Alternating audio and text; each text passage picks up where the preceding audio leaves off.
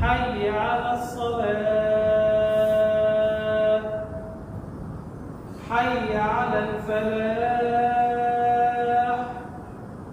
حي على الفلاح الله أكبر الله أكبر لا إله إلا الله.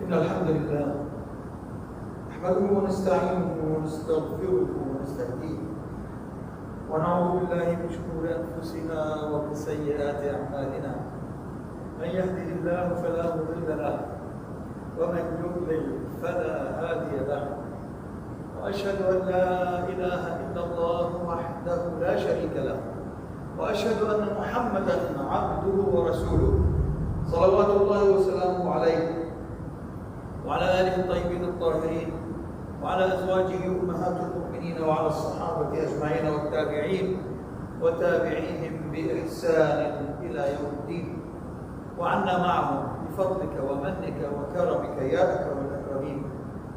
يا أيها الذين آمنوا اتقوا الله حق تقاته ولا تموتن إلا وأنتم مسلمون. يا أيها الناس اتقوا ربكم الذي خلقكم من نفس واحدة وخلق منها زوجها وبث منهما رجالا كثيرا ونساء واتقوا الله الذي تساءلون به والأرحام إن الله كان عليكم رقيبا.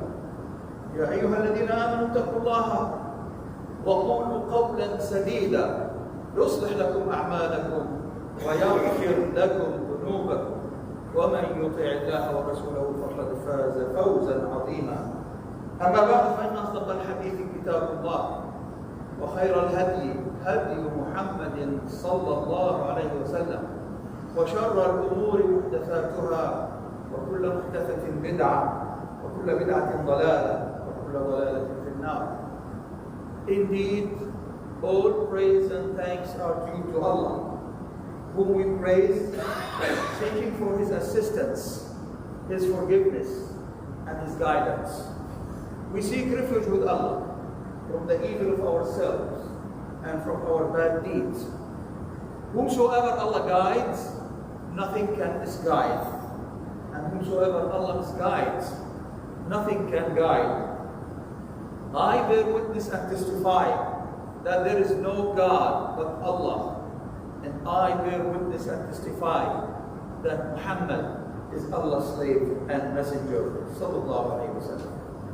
Brothers and sisters in Islam, in the past maybe 3 weeks, 3 Jum'ahs, we were talking about the continuity, the keep on doing good worships as you come out from an intense season of worship. Ramadan and the Eid and the last 10 of Ramadan, and then the first 10 of the Hijjah, and then the sacrifice, and 6 days of Shawwal. All these seasons, they were intense seasons for worship, and all of us, alhamdulillah, I believe that Allah subhanahu wa ta'ala has guided us to do all what we can in that. So all the previous 3 khutbahs were reminding myself and your good self, inshallah, as well, to keep the momentum of our worship, coming to the masjid, doing the rest of the prayers at home, doing fasting, trying to do more and more and more of worship. And also, we said that if your collection of good deeds of today is less than tomorrow, then there is a loss. There is a loss. That means that every day you need to do more than the day before. And this is the business. This is also the business. If you have a business, every day when you close your business, you hit that button in the register and see how much you make and how much you spend and see the difference. Next day you have to see that number. They call it in English the bottom line. When you hear the word bottom line, it means either profit or loss. That's what they mean. So always your bottom line of today has to be more than what we have done yesterday. And make your plan, make your budget, make your niyyah. That's your plan, your budget. For tomorrow to be more than today. That's how it is. Briefly. Very briefly. So, all those 3 weeks, past 3 weeks, we were talking on that theme, on that meaning. But there is another thing also we need to know. Also, it related somehow to those khutbahs, which is very important as the good worship and the continuity of our worship, which is to avoid those things that could abolish, that could destroy all one's worship without even knowing. Sometimes he doesn't know. Sometimes one really doesn't know, doesn't feel that he did something even without intention. Even without intention. But unfortunately, these things that one could fill in or could do could really abolish or destroy all the good deeds that he has acquired. I ask Allah subhanahu wa ta'ala to make us know about these things and avoid them. Hudayfa ibn al-Yaman, one of the greatest Sahaba, he said, all the Sahaba of Rasulullah sallallahu alaihi wasallam used to ask him for the good things so that they can do, so that they do, except me. I used to ask him for the bad things in order to avoid. The good things mostly, no, everybody. Your worship, your salah, your zakah, your siyam, your hajj, know that. But those things are hidden. Really, they are hidden. Every Muslim has to know all these things and really strive, work hard to know them. The evidence about these things are spread everywhere in the Quran and the Sunnah of Rasulullah sallallahu alaihi wasallam. They're everywhere. Ayat, hadith of Rasulullah sallallahu alaihi wasallam, and our scholars, may Allah forgive them and have mercy on their souls, they have gathered all these things to us. They found them between 7 to 15. Between 7 to 15 things that could destroy one's good deeds that he has collected. But before we keep on going, we need to have some linguistic benefit. These destroyers in Arabic, they call it muhbitat al-a'mal. The destroyers of the good deeds or the deeds. In Arabic, they call it muhbit. Yuhbit. And ahbata is a beautiful word in Arabic, brothers and sisters. Very beautiful word. Since the Arabs were living in the desert and they were mostly livestock herders, and they love camels, most of all the livestock. And most of the name of these things are coming from things related to camels. Like when Allah said, وَلَا تُصَعِّرْ خَدَّكَ لِلنَّاسِ in Surah Luqman, when Luqman was giving some advices to his son, what to do and what not to do. He told him, وَلَا تُصَعِّرْ خَدَّكَ لِلنَّاسِ. Excuse me, this is a little detour. But just to tell you how Arabs used to use words relating to the camels, and the Quran approves that. to tell the Arabs, this is your language, this is your great language, and this is my book, do the same if you can. Do the same if you can. So that's how it is. تصعر خدك للناس, it means do not turn your face from the people in arrogancy. Don't look at the people like that and turn your face. And تصعر actually it is a kind of disease. A kind of disease hits the camel, which is a kind of tumor, hit the she-camel on the neck, right here, and makes her walk like this always. Always walk like this. They call it صعر. صعر الجمل. تصعير الجمل. تصعير the camel. So Allah subhanahu wa ta'ala, Allah subhanahu wa ta'ala has used this word in this thing because to show us that do this for people is a disease. We should do it. Also here, لَإِنْ أَشْرَكْتَ لَيَحْبَطَنَّ الْحَبَطِ. Also al-habat is something relating to camels in Arabic language, which is the swelling of the belly of the camel, whether male or female. You could see a camel with a great swollen belly, more than normal. And that Arabs know that this camel, when he was grazing, he didn't notice. That camel did not notice and grazed some poisonous grass. And that grass caused that swelling of the belly.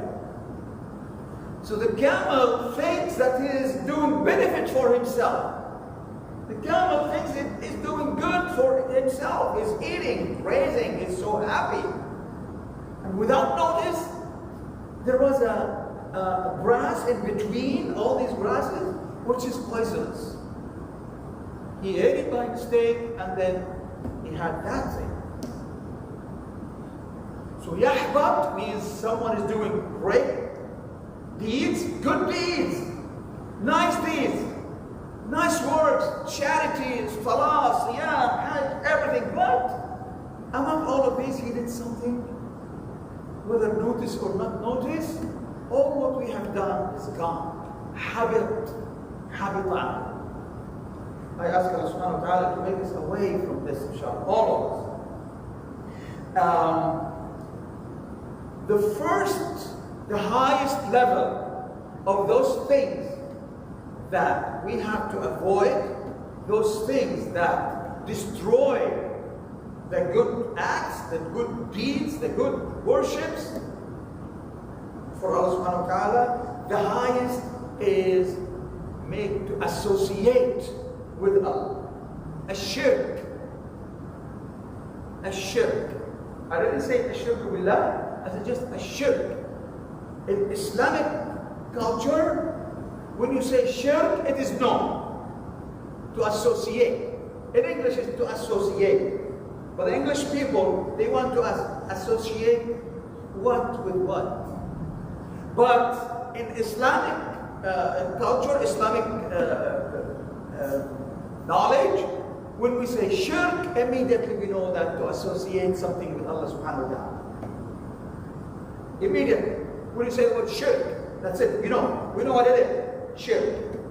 We don't have to say the rest. Why? Why is that? Because if you read any English translation of any Quran, for instance, لَإِنْ أَشْرَكْتَ, if you make shirk, Allah is talking to Sayyidina Muhammad sallallahu alaihi wasallam, if you make shirk, then all your deed will be abolished, will be destroyed. Shirk only. But in the English translation, notice that if you do shirk with Allah, another God, if you associate with Allah, another God. So this in English, it just make the shirk very limited. That is it, that's it. Limited. Don't associate with Allah another God. Fine, I know what there are. But in Islam, there's a lot of kinds of shirk. A lot of kinds of shirk. 10, 15, 20 maybe, 20 different kinds of shirk. There is some major shirk and there is a minor shirk. But they are still shirk. Still associating with Allah something. That is why the word shirk has the probability of any kind of shirk. Any kind of shirk. But the highest is ash-shirku billah, like another God and many other things. Inshallah, in Surah Al-An'am, Allah said, ذَلِكَ هُدَى اللَّهِ يهدي به من يشاء من عباده ولو أشركوا لحبط عنهم ما كانوا يعملون. That is the guidance of Allah. He giveth His guidance to whom He pleaseth of His worshippers. And if they were to join with Him anything, then all that they did would be vain for them. وَلَوْ أَشْرَكُوا. This is anything I write it. But in the English translation, it is another God. They associate with another God. I mean anything. So this is one of the destroyers of the deeds. Also, Allah said, وَلَقَدْ أُوحِيَ إِلَيْكَ Surah Zumar. وَلَقَدْ أُوحِيَ إِلَيْكَ وَإِلَى الَّذِينَ مِنْ قَبْلِكَ لَإِنْ أَشْرَكْتَ لَيَحْبَطَنَّ عَمَلُكَ وَلَتَكُونَنَّ مِنَ الْخَاسِرِينَ. The initial person who was meant for this ayah, and it is revealed for, was Rasulullah sallallahu alayhi wa sallam. Allah said that's threatening. It's a threatening. He told his messengers, his most beloved. But if something happened, there is no love in between. And then this comes to us and the people after us until the hereafter. Or until Allah subhanahu wa ta'ala will ascend the Quran back up to the heaven. Yes, the Quran will be ascended. That will be gone. One day the Quran will be gone. You will take the book, Quran, open it, you will find it white papers only. You try to memorize anything from your chest, you can't find anything. That's at the end of the time. It's frightening. It's frightening, really. So Allah it has been already revealed to thee, Rasulullah sallallahu alaihi wasallam, as it was to those before thee, revealed to you and before you, Muhammad. If thou were to join with Allah anything, truly fruitless will be thy work. Nothing. It will go. And truly you will be amongst the losers. Do not make any associating with Allah subhanahu wa ta'ala. And as I said, Allah subhanahu wa ta'ala in Quran did not give description to the word shirk in the Quran, so that in order to spread all kind of shirk, to radiate all kind of shirk in one word, subhanallah. And as I said, the shirk is very obvious, everyone can see it, notice. And there is a shirk that's hidden, you can't see, but it's there. Rasulullah sallallahu alaihi wasallam said in the meaning of one hadith, there is a shirk is as hidden as a small black ant crawling under a rock in the middle of the night. Can you notice that? Can anybody notice that? Small black ant crawl under a rock in the middle of the night. Anybody can see that? No way. Nothing can see that. Even the infrared cannot see that. But there is a shirk as hidden as that example that Rasulullah ﷺ has given us.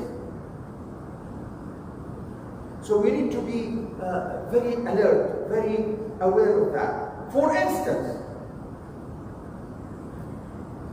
to swear in anything rather than Allah subhanahu wa ta'ala. By the Kaaba, by the Book of Allah, by Rasulullah, by my father's grave, by so, this is shirk. Can you believe that? It's a shirk. If you are to swear, you swear by Allah or not to. That's it. Swear by Allah or not to. There's a lot of things from that. But now we are going to talk about some obvious ones. Couple of them. Number one, the Riyah. Riyah. This is the most dangerous destroyer of deeds. Riyah means showing off.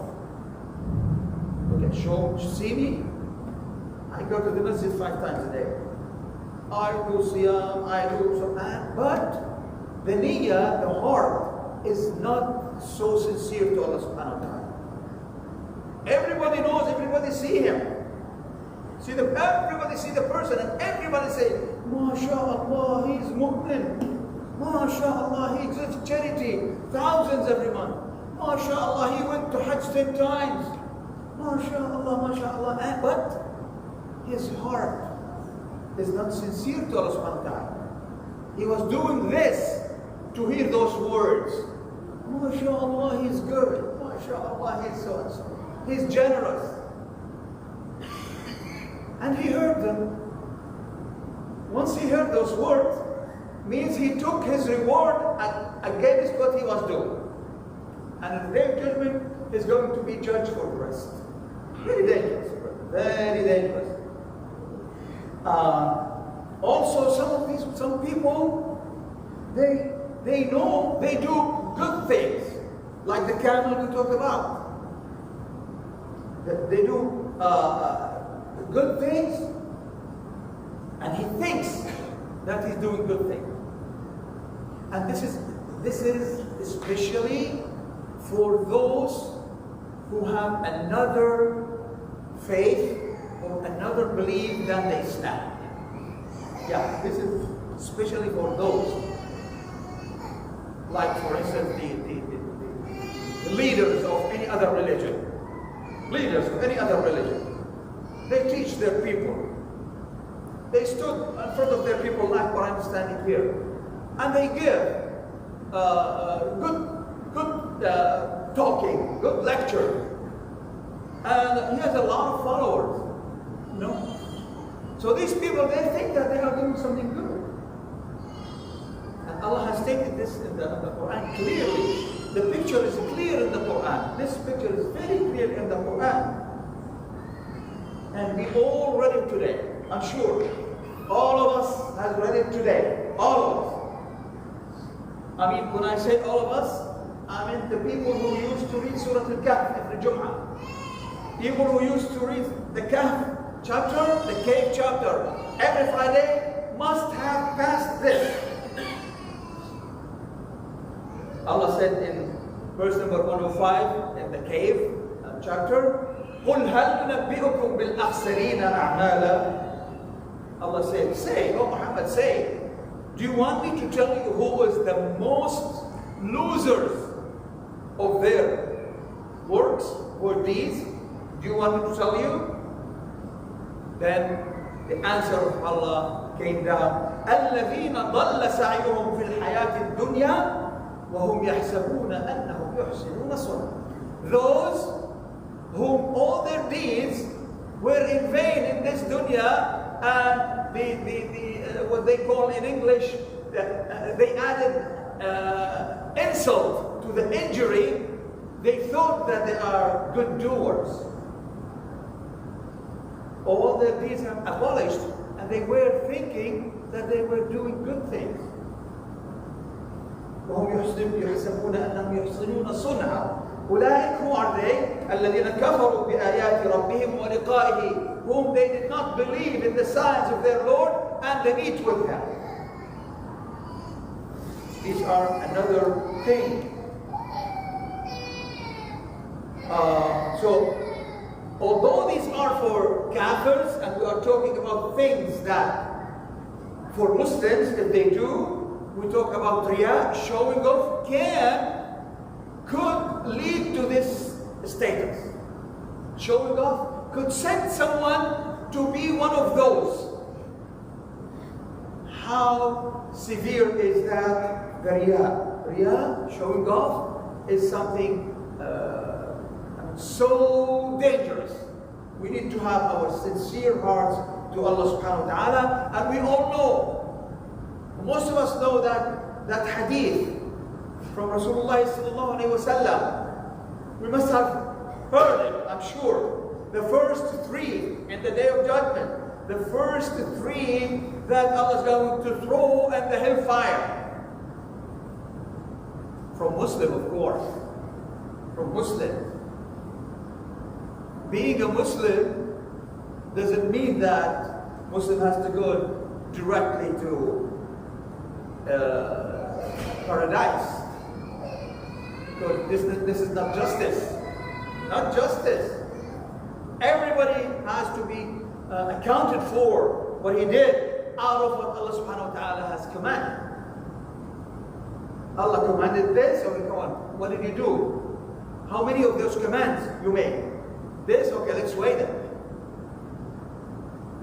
And then after that, it is for Allah. The decision is for Allah subhanahu wa ta'ala. Even if your good deeds are more than your bad deeds, also the decision is for Allah subhanahu wa ta'ala.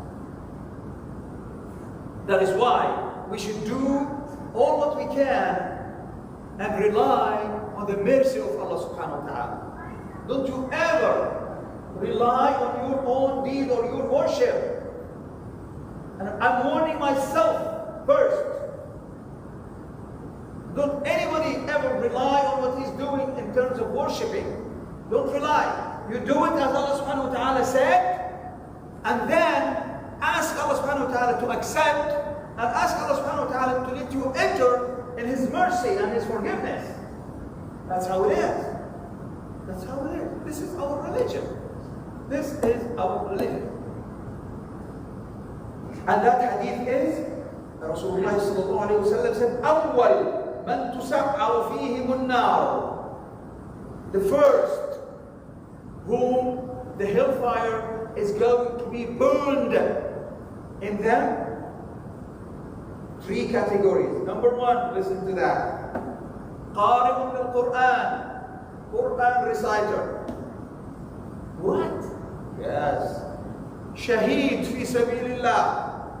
Fighter killed in the cause of Allah. Are you kidding me? Yes.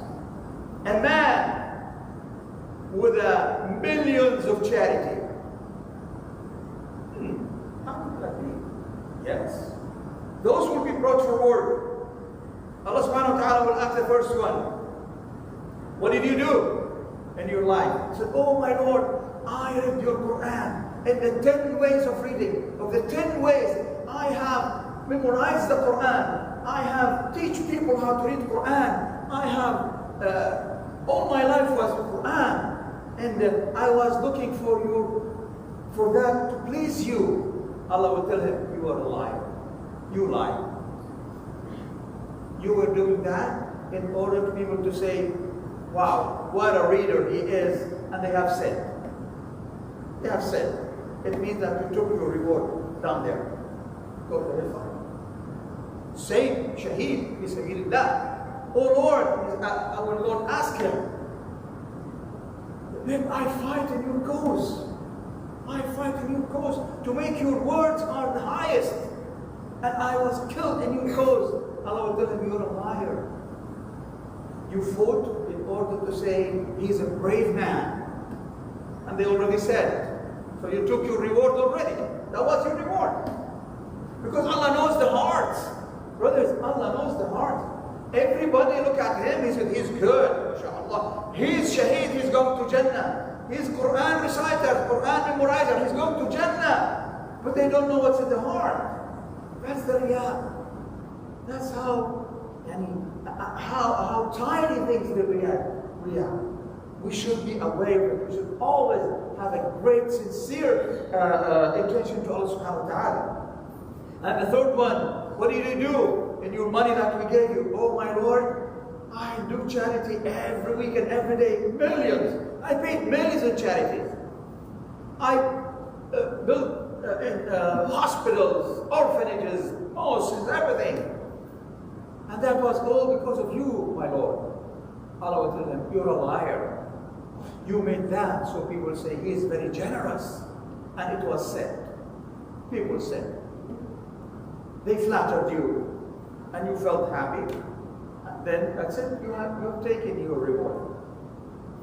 And you don't have anything good, send him to the hellfire. Now do that. Be secret for you. So, warning and warning and warning from this thing that's called riyah. You want to do anything good, if you can hide it, do it. Don't talk about it unless you are teaching people while your heart is clean and sincere to Allah subhanahu wa ta'ala, in order to encourage others, for instance, to come to the masjid, to make salah, to make charity. You know, this is something else.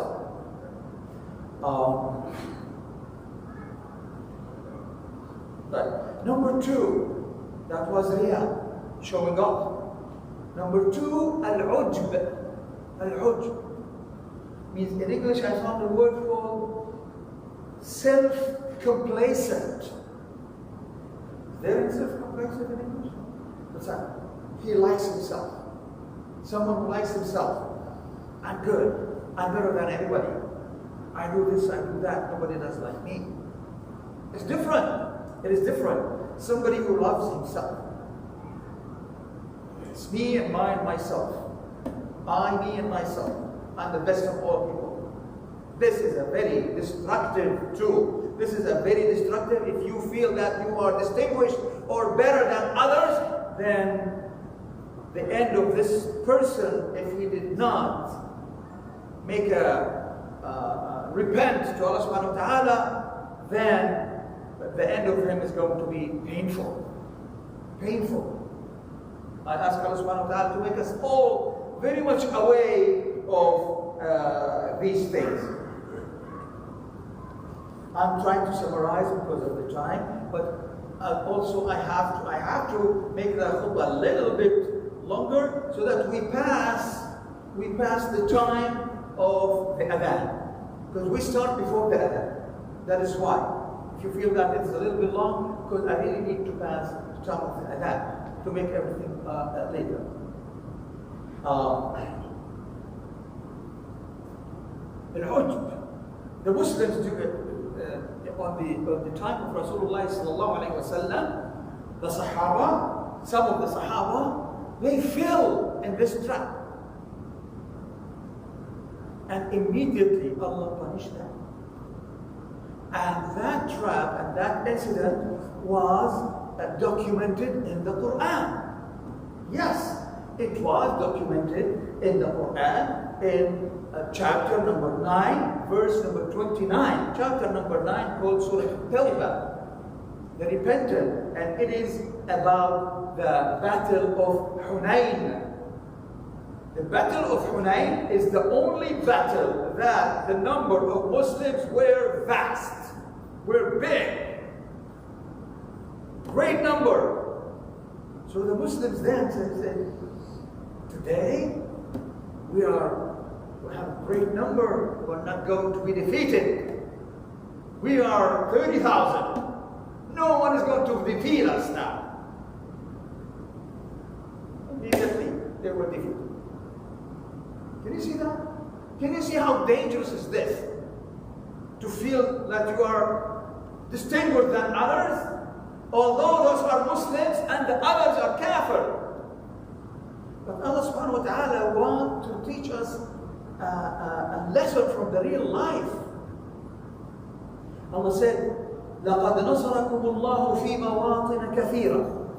Allah has given you victory in many battles. وَيَوْمَ حُنَيْنٍ. But on the day of Hunayn, إِذْ أَعْجَبَتْكُمْ. You love your number. إِذْ أَعْجَبَتْكُمْ كَثْرَتُكُمْ فَلَمْ تُغْنِ عَنْكُمْ شَيْئًا. It won't give you any victory. Your vast number. It won't give you any victory. وَضَاقَتْ عَلَيْكُمُ الْأَرْضُ بِمَا رَحُبَتْ ثُمَّ وَلَّيْتُمْ مُدْبِرِينَ. In 1967, 6 great Arab armies, none a Muslim in front of them. Nobody was fighting in the cause of Allah. No one.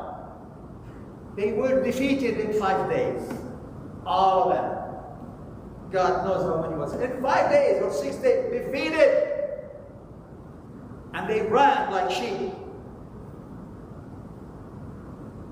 Youth, youngsters in Gaza, youngsters from 15 to 21. And their arms, their weapon in the backyard. They make them in the backyard with whatever allowed, whatever available. How many they have been now fighting? 7 months? Subhanallah. I ask Allah subhanahu wa ta'ala to give them victory. Why? Because they have iman, inshallah. I think they are having iman. I ask Allah subhanahu wa ta'ala to make them really mu'mineen. That's the comparison. Same like that comparison here. Muslims were thousands, more than 10,000. They thought themselves they are going to be victorious, but they were defeated. So these things are very dangerous. So we should not mix those things with our worships that we are striving to do them to make Allah pleased from us. And if these things come into our deeds, unfortunately, our deeds will be abolished. Rasulullah sallallahu alayhi wa sallam says, ثَلَاثٌ مُنْجِيَاتٌ وَثَلَاثٌ مُهْلِكَاتٌ. 3 savers and 3 killers will kill you. 3 will save you, 3 will kill you. فَأَمَّا الْمُنْجِيَاتُ فَخَشْيَةُ اللَّهِ فِي السِّرِّ وَالْعَلَنِ وَالْقَصْدُ فِي الْفَقْرِ وَالْغِنَى وَالْعَدْلُ فِي الْغَضَبِ وَالرِّضَى.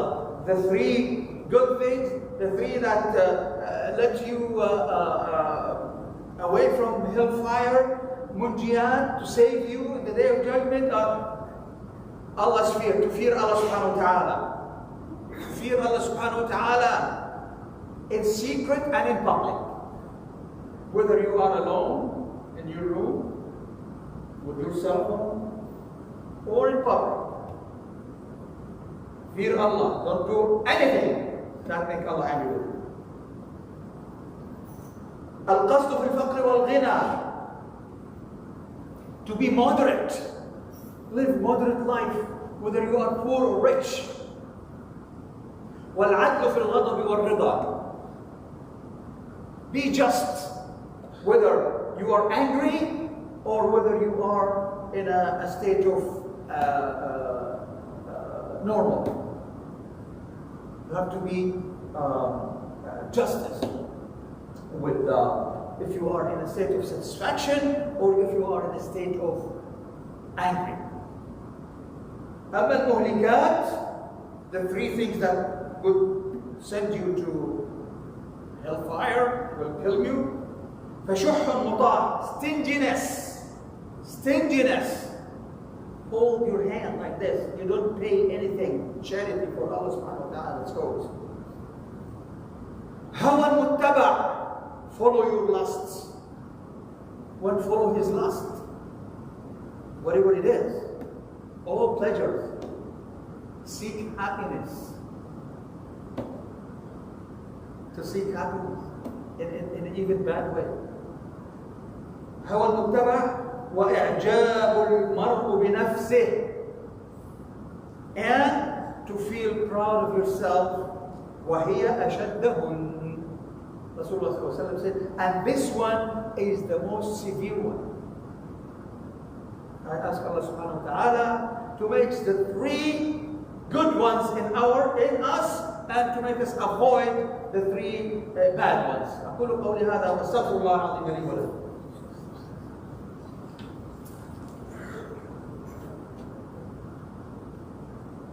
الحمد لله حمدا كثيرا طيبا مباركا فيه كما يحب ربنا ويرضى، ملء السماوات وملء الأرض وملء ما شئت يا ربنا من شيء بعد، والصلاة والسلام على سيدنا محمد وعلى آله وأصحابه أجمعين. After we take a couple of those destructors of good deeds, which we said in the beginning, they are between 5 to 17. Inshallah, we are going to take them every other week. And we're not going to make them a series, but we're going to make them spread it.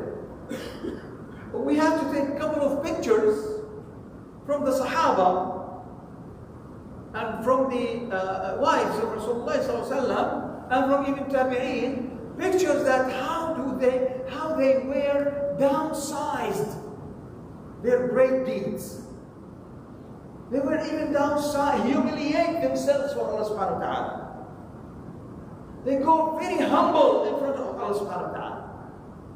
When our mother Aisha radiallahu anha wa ardaha was on the sickness of death, like at the last days of her,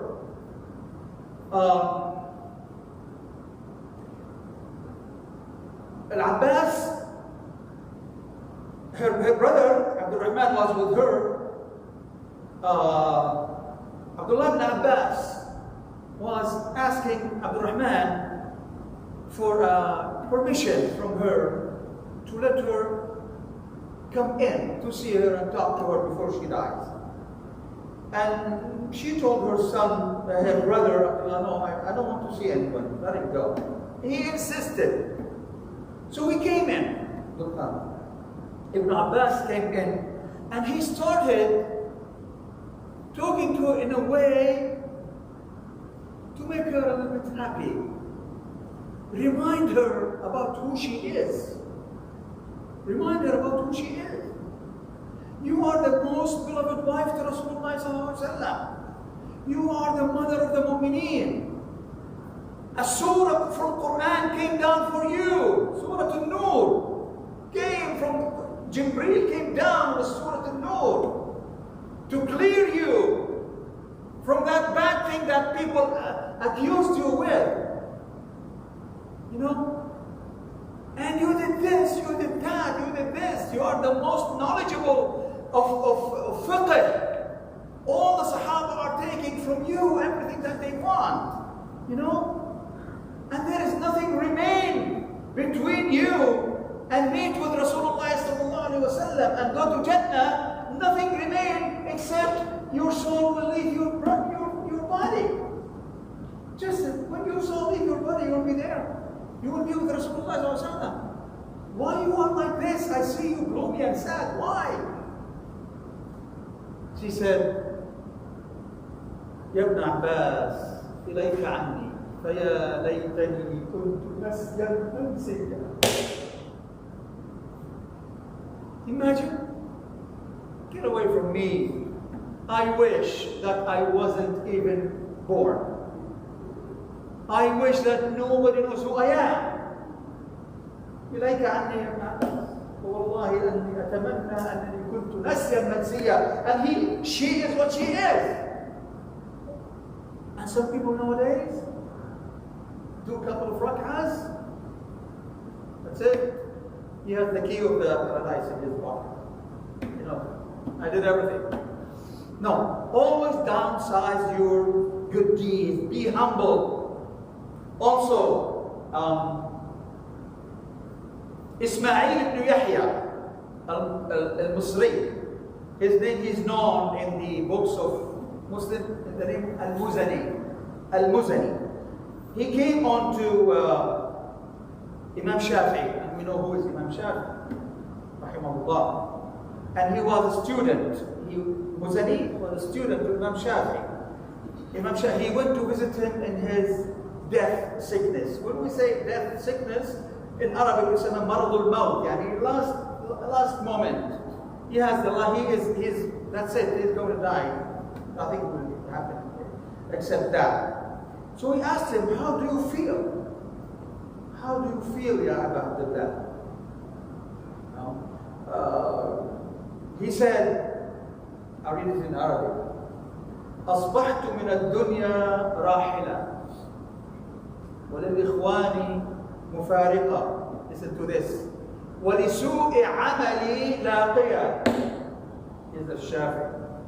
ولسوء عملي ملاقية وعلى الله واردة ولا أدري أروحي تصير إلى الجنة فأهنئها أو إلى النار فأعزيها.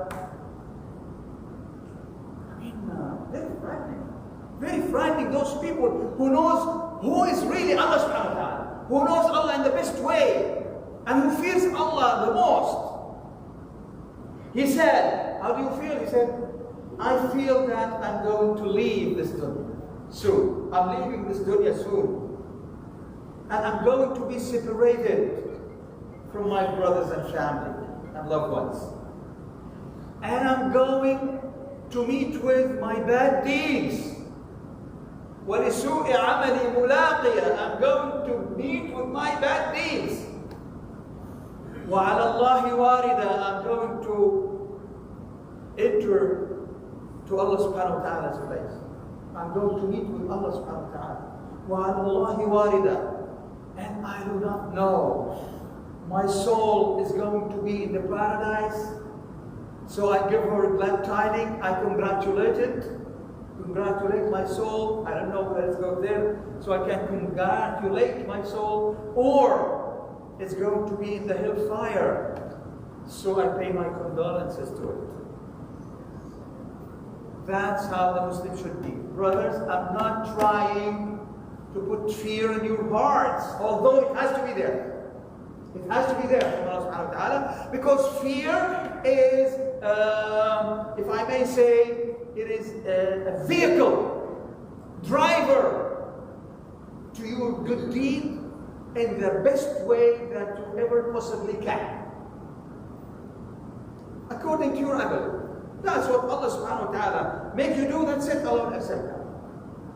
So brothers, these are a couple of things that we should take care of and aware of, and do not fall on, and do not follow the Satan, the shaitan, because he is the one who is going to do this for us. I ask Allah subhanahu wa ta'ala to make us avoid away from all of these things. ربنا تقبل منا انك انت السميع العليم وتب علينا انك انت التواب الرحيم واغفر لنا يا رحمن يا رحيم وانصرنا على القوم الكافرين يا رب العالمين. اللهم اغفر لنا ولوالدينا ولوالد والدينا والى كل من له حق من المسلمين علينا يا رب العالمين. اللهم اشف مرضانا ومرضى المسلمين وارحم موتانا وموتى المسلمين. اللهم اختم بالصالحات اعمالنا يا ارحم الراحمين. وصلى الله وسلم وبارك على محمد وعلى اله واصحابه اجمعين. عباد الله، ان الله يامر بالعدل والاحسان وايتاء ذي القربى وينهى عن الفحشاء والمنكر والبغي يعظكم لعلكم تذكرون. اذكروا الله العظيم يذكركم واشكروه على نعمه يزدكم ولذكر الله اكبر والله يعلم ما تصنعون. واقم الصلاه. الله اكبر الله اكبر.